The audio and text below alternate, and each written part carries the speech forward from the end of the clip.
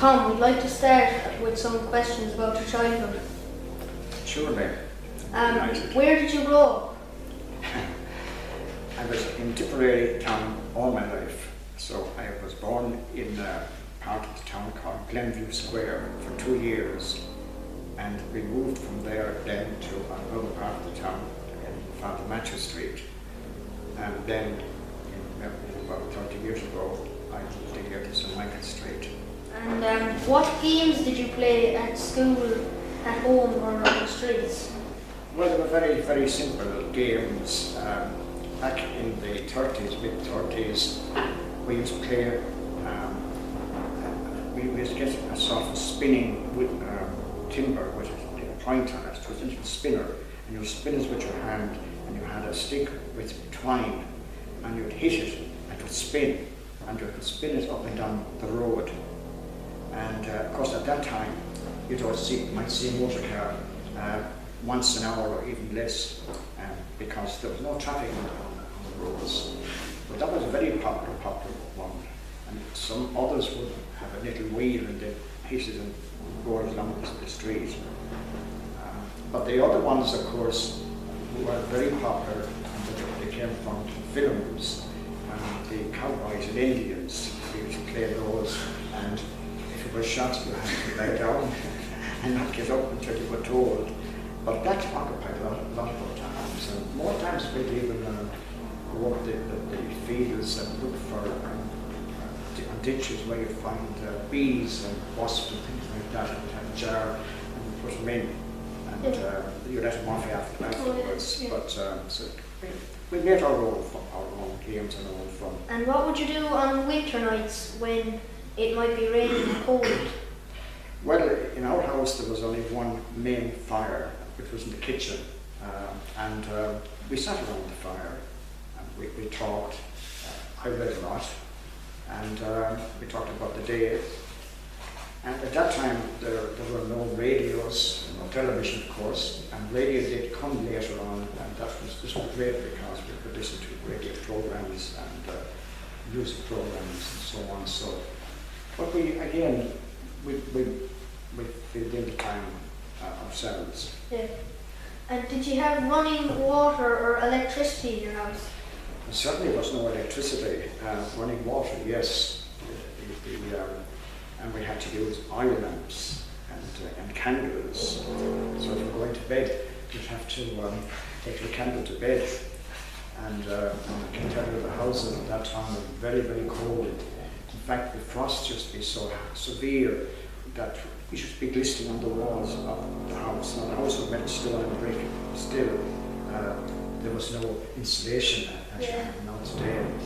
So it was a very hard time, and even the beds, you'd have to put extra clothes or throw a heavy coat on the bed. It was that bad. And were jobs like, would there be many jobs going? No, jobs like now, they were very, very scarce. In the 30s and 40s, and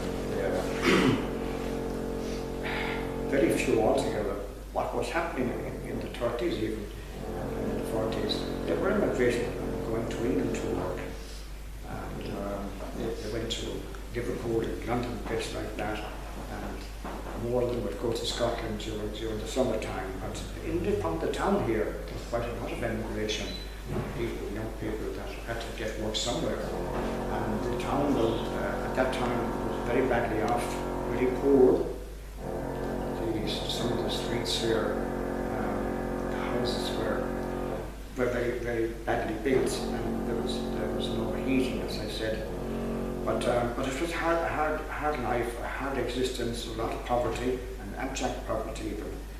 And in fact, we'll be coming to it later on, Canon Hayes, Father Hayes, was a curate in the town, and he, in order to do something for people that were hungry, and they weren't literally hungry, he started a scheme called penny dinners. And what he meant by that was there was a building in the town where there was a kitchen, which was an office as a club from the army that was here in the 20s. And they used to cook the meals there. The people would come up with little tin cans, whatever receptacles, and take the food with them, bring it home, to give it to their families. Now, it was that bad.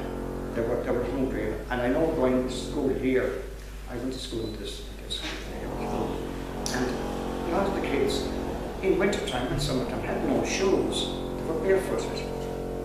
And they were cold, and their clothing was threadbare. So they were a very difficult time when I was growing up. And I was in great poverty. But we survived. And there was a great tool, there was a great difference between people that had money and people that hadn't money. The professional people like doctors and solicitors, they were very well off. But then you had the lower, there was no middle class really. The rest of them were just poor people. Yeah. Do you remember rationing? Of course I do. Yeah. They were during the war years. The war started in 1939, finished in 1945. Yeah. And I can recall, I'm talking about again about this building. I was in the classroom next door to me here. This room was all one big room one time, and the classroom was there. But the war started in 1939 through September. We were, well, the rumours of war were going to start anywhere. But the teacher that was teaching me in fourth class at the time, Big Hanrahan, he knew more about the war and the threatened war that was going to come, and he said he said goodbye to us all. He said he'd never see us again.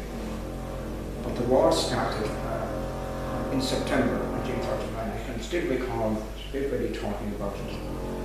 And but then the rationing started, and that was a difficult time. There was only so much tea you could get, and that was rationed out. When the tea ran out, you had to wait and just drank milk and so on. Food and there was no variety of food. So a lot of food had to be cooked at home. So my mother used to cook brown bread and white bread, and she made very nice scones and cakes, but that was it.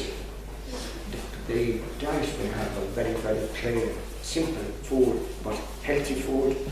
And we didn't get obese as a result. Do you remember market fairs? Little they do. They were atrocious. They used in the main street now. They used to have all they had a lot of barricades put up along the shop fronts, and the farmers would come in with their cattle, and they'd fill up the whole street. The whole main street would be full of cattle, and you couldn't get down, and they used to have sticks under their arms, and if you weren't careful, you would poke at the stick. And they were very rough people, these farmers, and they were very nice people. That's what they were doing their own business anyway. But it was well, of course, the shopkeepers would benefit from the business on the street and the drink and so on. So everybody in the long run. But a lot of washing up had to be done afterwards with hoses cleaned down the shops. And where did you go to school? Well, I started here, as I told you, and this is important to me. I'm still here. I started in babies here, and up along the whole way, and I liked school here, and I liked the teachers, they were kind, and the people I've mentioned already, Bill Hanrahan, Michael Flynn, were living next door here, and his family are still here, Flynn, the solicitors, but he was teaching here as a headmaster, and the other side of the building, which was a girls' school, his wife was teaching there. So they had a big family, and I got to know them, of course, very well. And can you remember your first communion day? I can, actually I can. I can, because all I can remember is coming back and I had my hands like that, and the mystique was taking me over, the mystique of this wonderful thing that was happening today. So I can remember that. And can you talk about, for a bit, about Cannon Keys and Monastery was about? What Monastery was about? Well, winter is an Irish word, and it's hard to find an English translation for it. The Latin part would be Monastery, coming from monastery, and winterers is again, it's a hard thing. It means the people of Ireland, the communities of Ireland. Winton and Tira would be the people of the families of the land, Tira. So, but that's where that came from. And Father Hayes was born in 1875, yes, in Maroon, in County Limerick. And they had a farm there in Moore, in Maroon. And the land war was in full swing, and they weren't paying their rents to the landlord. And they were evicted. They were living in what they call the Cloncory estate. They were evicted from their homes, and they had to live in a land league hut provided by the land league. And they thought they'd be there for a year or two, but they were there for 12 years. And the family was very big. And I think about six of them died in that land league of malnutrition and diphtheria disease. And so they had a terrible existence. Anybody that were beaten, they had to go back to their farms, and their farms would run down, and they had to start all over again. But that's where he got this love of country. And then he went on then went to school to the Jesuits in Limerick, and that's where he got his education. And then he became a priest, and he went to Paris to be ordained. He lived in Paris for about a year in the Irish College there, and then he came back to Ireland, and then he was sent over to Liverpool to work amongst the Irish immigrants that were there. And he got to know them and their problems, and the problems that Ireland had. And we have the same thing today again. It's happening all over again, that people are immigrating because there was no work, no jobs. But he convinced us of them over there, and then he was recalled eventually back to Ireland, and he went up to Castleknock where he was cured. And eventually came to Tipperary in 1934, and he was here until 1946 when he moved to Banff to the parish priest. So in 1937 he founded Winton Tira, and the first unit of Winton Tira was in this town. That's the very first, and it's still working. We're still here under the same banner. It's still here. So then his idea was that people would form a kind of parish parliament. He called it a guild, and all the people in, say, in Tipperary would appoint representatives. So he divided them into vocations: farmers, business people, women, and youth. And there would be about 20 of those people then would form what he called the parish council, and that parish council then had a look at what was needed in the town and the area to identify what was needed urgently. It could be not in cases it was jobs, of course. There were no social services there. Poverty had to be tackled as well.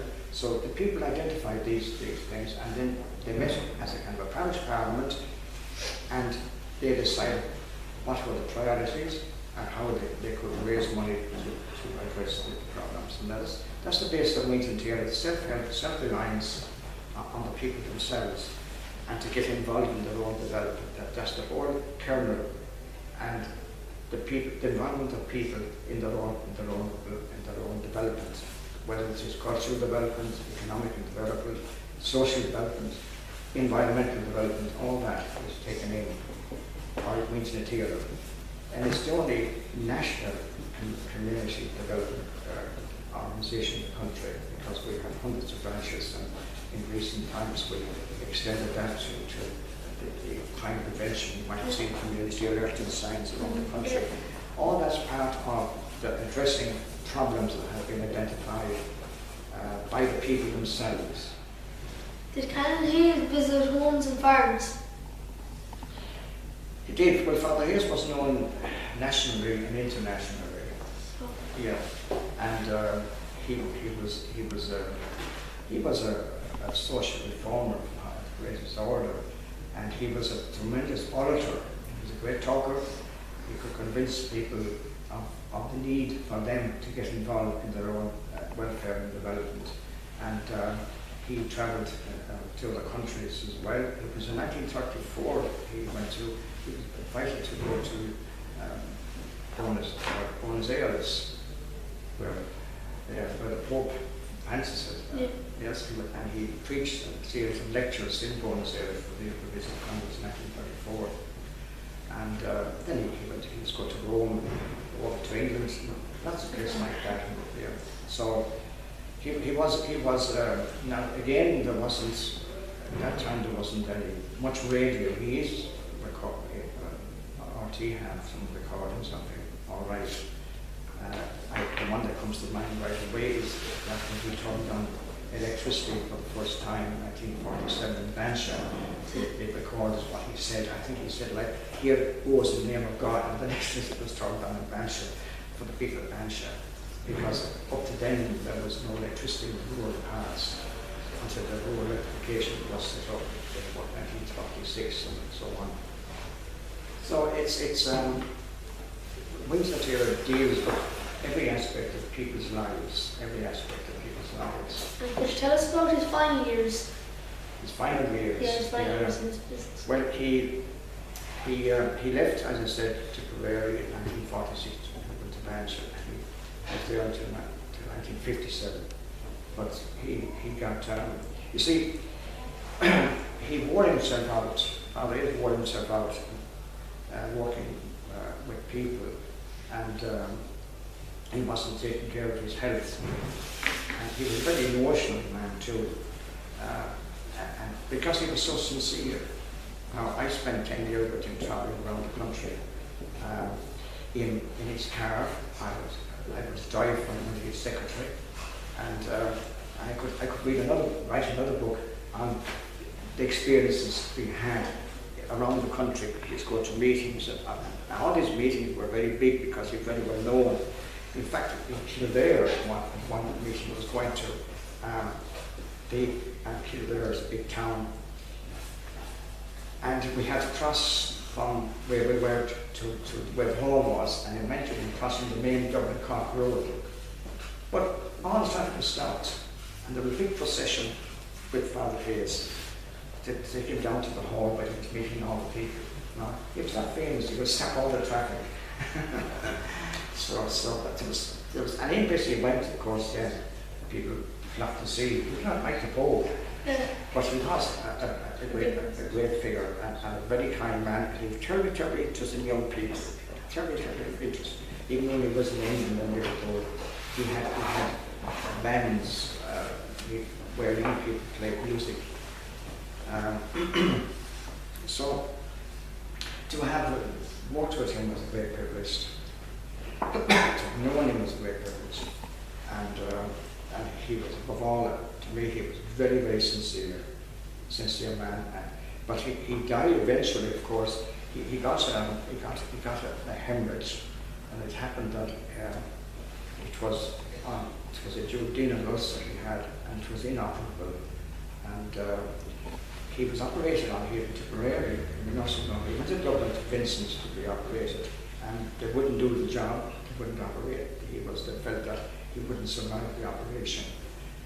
And then he came back here, and there was a famous doctor in Cashel called Hogan, Surgeon Hogan, and he did the operation here in Tipperary, Hogan's nursing home, and it was a great success.